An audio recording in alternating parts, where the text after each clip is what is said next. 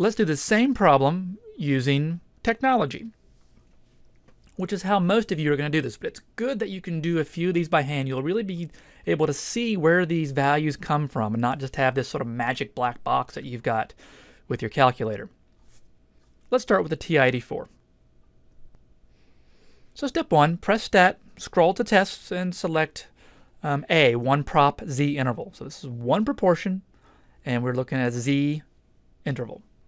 Step 2, we're going to put in our X and our N, and then we select the confidence interval and select Calculate.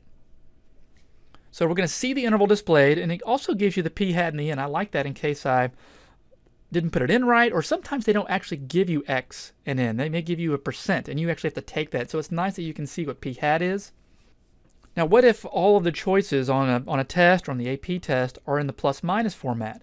So we need to determine the margin of error, or maybe they just ask what's the margin of error. The calculator input doesn't give us the margin of error. It gives us the interval. Well, we can figure this out, right? We just do the upper minus lower divided by 2. That's going to give us the margin of error, 0.0320. Same thing we obtained when we did this by hand, right?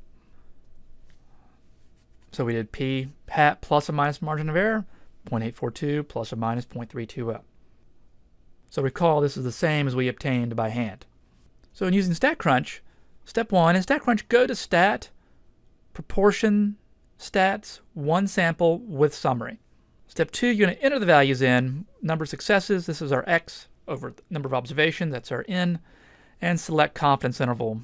And we're just going to use the standard walled method, 0.95. And press compute.